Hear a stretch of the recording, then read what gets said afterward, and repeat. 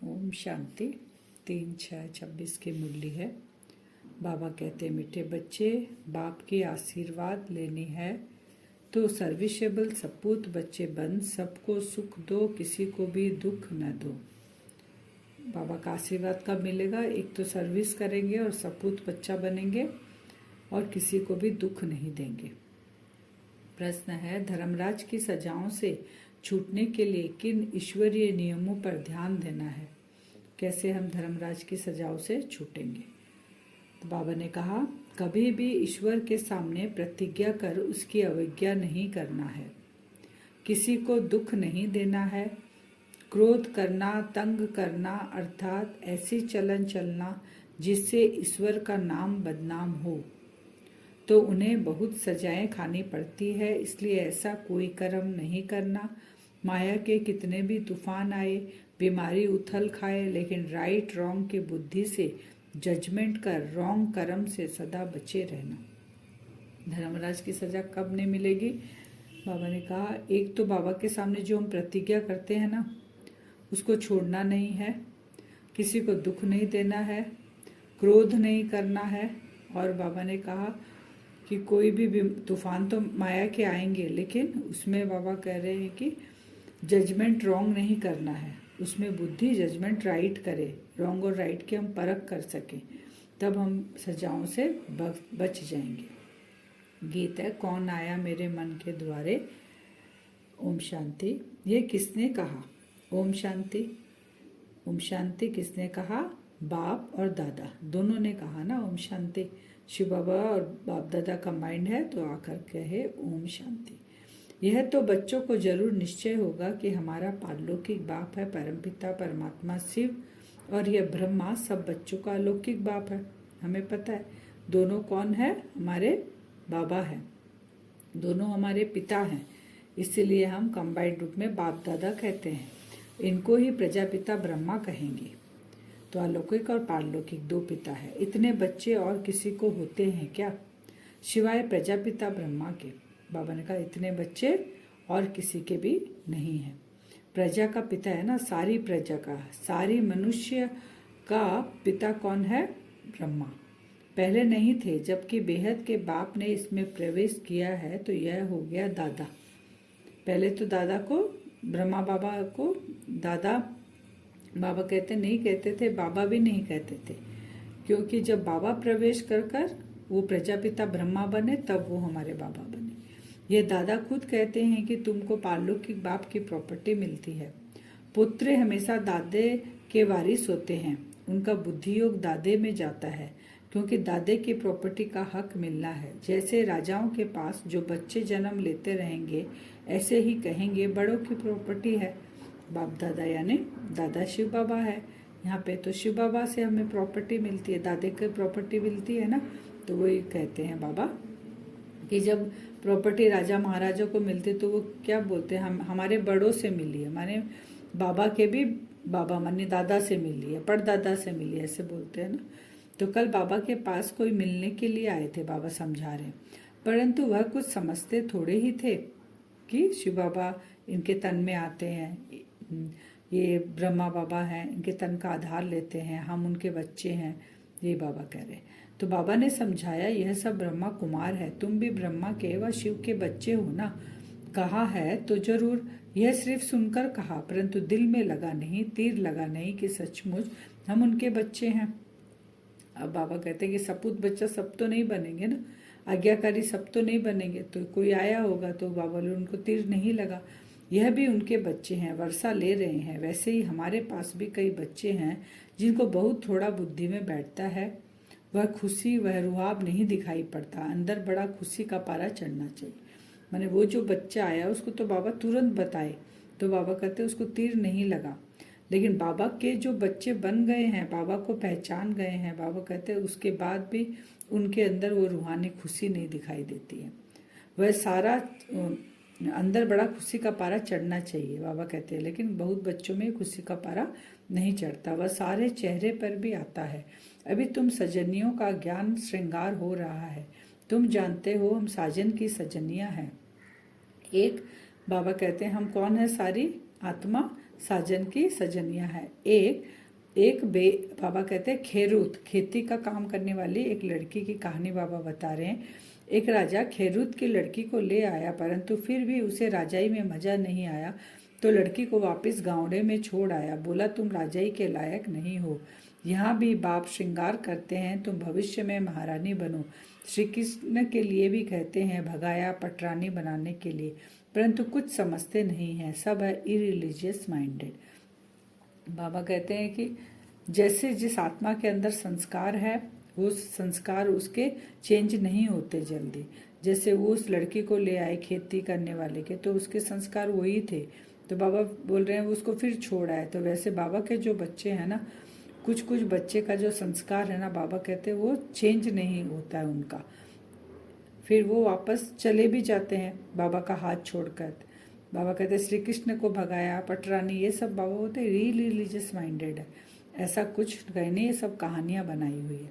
समझते हैं ऐसे ही दुनिया चलती रहती है, कुदरत है। बहुत है जो मंदिर टिकाणे में भी नहीं जाते हैं, न शास्त्र आदि को मानते हैं। गवर्नमेंट भी धर्म को मानने वाले नहीं है। भारत किस धर्म का था, अब किस धर्म का है, बिल्कुल नहीं जानते। अभी तुम बच्चों में देवकुल, अभी तुम बच्चे हो देव्य कुल के, जैसे वह क्रिश्चियन कुल के, वैसे तुम ब्राह्मण कुल के हो। बाप कहते हैं पहले पहले तुम बच्चों को पतित शूद्र से मैं ब्राह्मण बनाता हूँ। पावन बनते बनते फिर तुम 21 जन्मों के लिए, बाबा कहते देवी संप्रदाय में चले जाते हो, देवी गोद में तुम जाएंगे। फिर तुम ईश्वर का बन, जरा भी बाबा कहते हैं उनके फरमान की अवज्ञा की तो 100 गुना दंड चढ़ जाता है। क्रिएटर तो वह है, ब्रह्मा विष्णु शंकर भी उनकी रचना है। बाबा अब क्लियर कर रहे हैं कि कैसे सजा तुमको मिलेगी, तुमको ज्ञान होने के बाद। लेकिन क्रिएटर हमारा कौन है? शिव बाबा है। ब्रह्मा विष्णु शंकर क्रिएटर नहीं है, वो भी उनकी रचना है। बाबा कहते हैं धर्मराज भी क्रिएशन है, वो भी क्रिएशन है। धर्मराज का रूप भी बाबा साक्षात्कार कराते हैं कि फिर उस समय सिद्ध कर बताते हैं, देखो तुमने प्रतिज्ञा की थी। धर्मराज क्या करेंगे, हमने क्या क्या की थी, वो बाबा बोलते लास्ट में साक्षात्कार होगा तो उसका जजमेंट लेंगे धर्मराज। देखो तुमने प्रतिज्ञा की थी, हम क्रोध नहीं करेंगे, किसी को दुख नहीं देंगे, तुमने इनको दुख दिया, तंग किया, अब खाओ सजा। बिगर साक्षात्कार सजा नहीं देती, प्रूफ तो चाहिए ना। वह भी समझते हैं बरोबर मैंने बाप को छोड़कर यह कुकर्म किया। बदनामी कराने से फिर बहुतों पर आफत आ जाती है, कितनी अबलाएं बंधन में आ जाती है। सारा दंड बदनामी कराने वालों पर पड़ जाता है। इसलिए बाप कहते हैं बड़े ते बड़ा पाप आत्मा देखना हो तो यहाँ देखो। धोबी के पास बहुत मैले सड़े हुए कपड़े जब होते हैं तो सटका लगाने से फट जाते हैं। बाबा कहते हैं ज्यादा बड़ी से बड़ी पाप आत्मा भी यहाँ पर है, बाबा के पास यहीं पर आती है साफ होने के लिए। बाबा कहते हैं लेकिन कुछ आत्माएं जैसे कपड़े फट जाते हैं ना, ज्यादा मैले होते हैं, तो वो भी यहाँ पे जब सटका लगती है तो फट जाती है। तो यहाँ भी सटका सहन न कर सके, ईश्वर की गोद में आकर डायरेक्ट उनकी अवज्ञा की तो सजा खानी पड़ेगी। जो हेड ब्राह्मणी पार्टी ले आती है, बाबा कह रहे कौन से बच्चे को, बाबा के बच्चे को इंद्र सभा में लेके जाना है और किसको नहीं लेके जाना है, वो बाबा क्लियर कर रहे हैं। जो हेड है ब्राह्मणी पार्टी ले आती है, उन पर बहुत रेस्पॉन्सिबिलिटी है। एक ने भी अगर हाथ छोड़ दिया, विकार में मैंने चला गया, उनका पाप ले आने वाले पर आ जाएगा। ऐसे कोई को भी इंद्र सभा में नहीं लाना चाहिए। नीलम परी, पुखराज परी की कहानी भी तो है ना। ये सब कौन है परियां? ये बाबा के बच्चे ही हैं। नीलम परी, पुखराज परी। इंद्र सभा में कोई छिप कर ले आई तो इंद्र सभा में बांस आने लगी, तो ले आने वाले पर दंड पड़ गया। ऐसे कुछ कहानी है, ये कहानी बनी हुई है लौकिक में। वह पत्थर बन गई। बाबा पारसनाथ बनाते हैं, फिर अगर अवज्ञा की तो पत्थर बन जाते हैं। बाबा पत्थरों को पारसनाथ बनाते हैं, फिर अवज्ञा करेंगे तो बाबा करे फिर पत्थर बन जाते हो। राजाई पाने का सौभाग्य गवा देते हो। समझो कोई गरीब राजा की गोद लेते हैं, अगर नालायक बन पड़ा तो राजा निकाल देवे तो क्या होगा? फिर कंगाल के कंगाल बन पड़ेंगे, तो यहाँ भी यही हालत होगा, फिर पत्थर बन जाएंगे। बाबा की ये इंद्र सभा है, यहाँ पवित्र बिना कोई भी नहीं आ सकता। और बाबा बोले अगर ले आया तो उसका दंड जो लाया है उसको और जो है पवित्र उसको, दोनों को मिलेगा। यहाँ भी ऐसे है, फिर बहुत दुख महसूस होगा। इसलिए बाप कहते हैं कभी भी कोई अवज्ञा नहीं करना। बाप है साधारण है, इसलिए शिव बाबा को भूल साकार में बुद्धि आ जाती है। अब तुम बच्चों को श्रीमत मिलती है, जो गंदे बन पड़ते हैं ऐसे फिर इंद्र सभा में बैठ न सके। हर एक सेंटर इंद्र सभा है। बाबा ने आज क्या किया, हर एक सेंटर इंद्र सभा है, जहाँ ज्ञान की वर्षा हो रही है। नीलम परी पुखराज परी नाम है। नीलम रतन को कहते हैं। ये बच्चों पर नाम रखे जाते हैं। कोई तो बहुत अच्छा जैसे रतन है, कोई फ्लो नहीं है। फ्लो माने दाग होता है ना हीरे में, पत्थरों में। तो बाबा कहते कोई तो इतने अच्छे रत्न है जिसमें फ्लो नहीं है। जवाहरात में कोई कोई बहुत दागी होते हैं, कोई एकदम प्योर होते हैं। यहाँ भी नंबरवार रतन है। कोई कोई रतन बहुत वैल्यूबल है, बहुत अच्छी सर्विस करते हैं। बाबा ये सब कंपेयर किससे करें, बच्चों से। रतन है, फिर बाबा ने कहा पत्थर बुद्धि, ये सब बच्चों के लिए बाबा कह रहे हैं। कोई तो सर्विस के बदले डिस सर्विस करते हैं। फिर बाबा बच्चों को फूल के लिए करें। बच्चे फूल कौन कौन से फूल है, गुलाब के फूल, अक के फूल भी कितना फर्क है। शिव पर दोनों चढ़ाते हैं। अब तुम जान गए हो हमारे में फूल कौन कौन है। उनकी ही सब मांगनी करते हैं कि बाबा हमको अच्छे अच्छे फूल दो। अब अच्छे अच्छे फूल कहाँ से लाए। रतन जोत फूल तो कॉमन होते हैं। यह बगीचा है ना, तुम ज्ञान गंगाएं भी हो। बाबा तो सागर ठहरा ना। यह ब्रह्मा माने ब्रह्मपुत्र बड़े ते बड़ी नदी है। कलकत्ते में ब्रह्मपुत्र नदी बहुत बड़ी है, जहाँ सागर और नदी का बड़ा भारी मेला लगता है। उसमें जाकर सब स्नान करते हैं, क्योंकि वो जानते हैं कि स्नान करने से हमारे पाप सब मिट जाएंगे, इसलिए वो स्नान करते हैं। लेकिन सबसे बड़ा से बड़ा मेला तो अभी लगा हुआ है आत्मा और परमात्मा का, जिसका ज्ञान स्नान करने से हम आत्माओं के ऊपर जो मैल चढ़ा है वो धीरे धीरे हटता जाएगा, खत्म हो जाएगा, क्योंकि सटका लगेगा ना ज्ञान का। फिर कहेंगे हम तो शिव बाबा को वारिस बनाएंगे। बहुत माताएं बहनें कहती हैं शिव बाबा मेरा वारिस है, माने मेरा बच्चा है, तो बाबा 21 जन्म के लिए हमको रिटर्न में देंगे। इसका मतलब यह नहीं कि बाबा के पास आकर बैठ जाना है, नहीं। गृहस्थ व्यवहार में रहते सबको संभालना भी है, परंतु ट्रस्टी होकर रहना है। ऐसे नहीं कि तुम्हारे बच्चों आदि को बाप बैठ संभालेंगे, नहीं। ऐसे ख्यालत वाले भटक पड़ते हैं। यहाँ बाबा के पास तो बिल्कुल पवित्र चाहिए, अपवित्र कोई बैठ न सके। बाबा ने कहा कि घर गृहस्थी में रह के बाबा से सारे संबंध जो हम बनाते हैं, तो कई कहते बाबा को हमने बच्चा बनाया तो वो वारिस हो गया, तो हम अपने घर गृहस्थी को छोड़कर और वहाँ जाकर बैठ जाएं। छोटे छोटे बच्चे हैं, बाबा कहते हैं उनको भी ले जाएं, तो बाबा बोले ये मैं नहीं उनकी पालना करता हूँ, ये तुमको करनी है, तुम्हारी रचना है। घर गृहस्थ में रहकर कमल फूल समान रहकर उन बच्चों को पालन करना है, लेकिन मन बुद्धि बाबा से जुड़ी रहे। बाबा का बच्चा बना, तो बाबा कहते जब मेरा बच्चा बन जाते हो ना, तो उसके बाद जैसे बीमारी आती है, उन्हें माया का वार ज़्यादा होता है, तो ये बाबा बता रहे। बाबा का बच्चा बना तो फिर बीमारी सारी उथल खाएगी, डरना नहीं।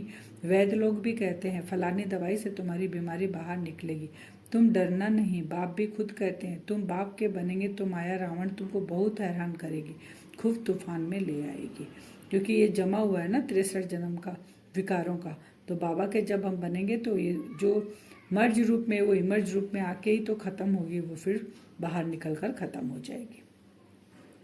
आज का वरदान है तड़पती हुई भिखारी प्यासी आत्माओं की प्यास बुझाने वाले सर्व खजानों से संपन्न भव। कौन सी आत्मा? तड़पती हुई और प्यासी आत्माओं को। जैसे लहरों में लहराती वह डूबती हुई आत्मा एक तिनके का सहारा ढूंढती है, ऐसे दुख की एक लहर आने दो, फिर देखना अनेक सुख शांति की भिखारी आत्माएं तड़पते हुए आपके सामने आएंगे। ऐसी प्यासी आत्माओं की प्यास बुझाने के लिए अपने को अतीन्द्रिय सुख व सर्व शक्तियों से, सर्व खजानों से भरपूर करो। सर्व खजाने इतने जमा हो जो अपनी स्थिति भी कायम रहे और अन्य आत्माओं को भी संपन्न बना सको। बाबा बोले अभी वो समय आने वाला है। अभी तो स्थूल रूप में मांगने के लिए आते हैं जो जिनके पास नहीं होता है। बाबा कहते हैं अब सूक्ष्म रूप से थोड़ी सी हलचल आते ही सुख शांति की भिखारी आत्माएं आपके सामने आकर खड़ी होगी, प्यासी आत्माएं। लेकिन वो शक्ति और गुण हमारे अंदर रहे, हमारी हम स्थिति में स्थित रहेंगे, भरपूर रहेंगे, तब ना उनको दे पाएंगे। तो बाबा कहते हैं अब समय बहुत कम है, जल्दी जल्दी हमें भरना और देना है। स्लोगन कल्याण की भावना रख शिक्षा दो तो शिक्षाएं दिल से लगेगी। जिसको भी शिक्षा दे रहे हैं वो परमात्मा का बच्चा है, उसका भी कल्याण हो तो उसको शिक्षा जरूर दिल से लगेगी। अव्यक्त सारे सदा हर्षित रहने के लिए अपने नेचर को सरल बनाओ, सहनशील बनाओ। सदा हर्षित रहना ये ज्ञान का गुण है, इसमें सिर्फ रूहानियत ऐड करना है। हर्षितपन का संस्कार भी एक वरदान है जो समय पर बहुत सहयोग देता है।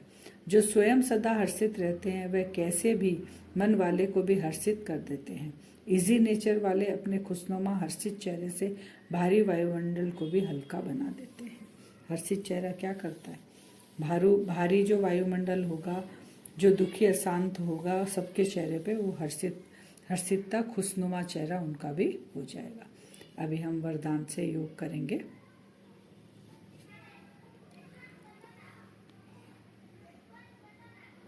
अपने आप को देखें।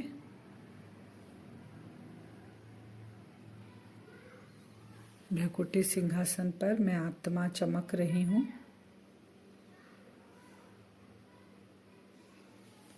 बिंदु स्वरूप में आत्मा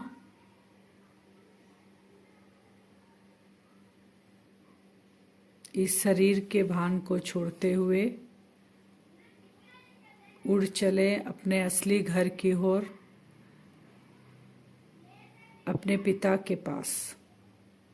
देखें अपने आप को, आत्मा उड़ रही है। उड़ते उड़ते आकाश तत्व को क्रॉस करते हुए पहुंच गई परम धाम, जहाँ पर शिव बाबा, जैसे मेरा रूप है वैसा ही शिव बाबा का भी रूप है, बिंदु स्वरूप। उनके सामने जाकर स्थित हो जाती है आत्मा।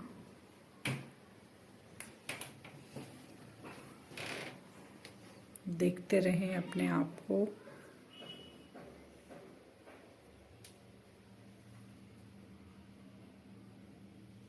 बाबा के सामने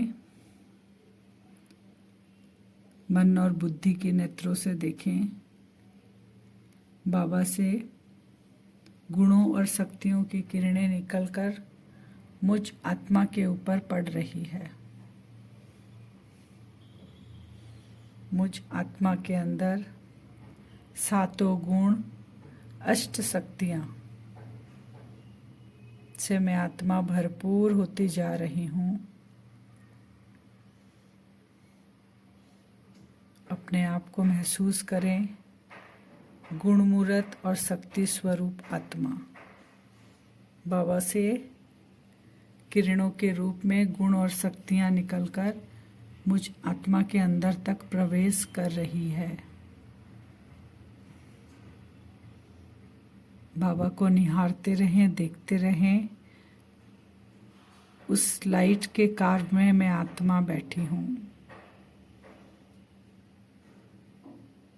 फुल चार्ज हो रही हूँ धीरे धीरे, जैसे बैटरी चार्ज होती है। विजुअलाइज करें वहाँ आत्मा के अंदर गुण शक्तियाँ भरती जा रही है। 100% चार्ज हो गई मैं आत्मा, फुल। आत्मा के अंदर गुण और शक्तियों से भरपूर उनका स्वरूप बन गई मैं आत्मा। बाबा को धन्यवाद देकर वापस लौटती हूँ अपने साकार वतन की ओर।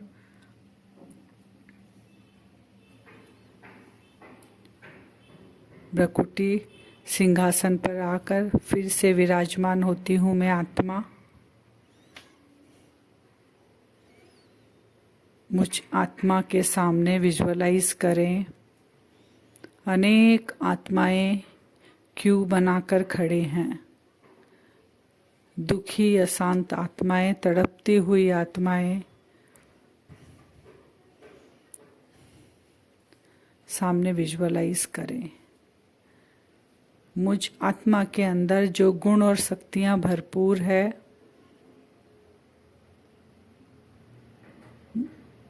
मेरे आंखों से निकलकर वो शक्तियां और गुण उन आत्माओं को टच कर रही है। उन आत्माओं को जो चाहिए वो उनको प्राप्त हो रहा है। वो आत्माएं भी सुख और शांति से भरपूर हो रही है। जो शक्तिहीन आत्माएं हैं उनको शक्तियों की प्राप्ति हो रही है। सभी आत्माएं संतुष्ट हो रही हैं।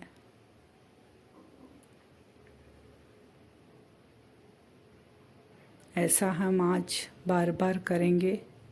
बैठेंगे, बाबा से भरपूर होकर आएंगे, विजुअलाइज करेंगे विश्व की आत्माएं सामने हैं, उनको हम गुणों और शक्तियों का दान दे रहे हैं। वो आत्माएं संतुष्ट हो रही है, ऐसा हम कल बार बार करेंगे। ओम शांति।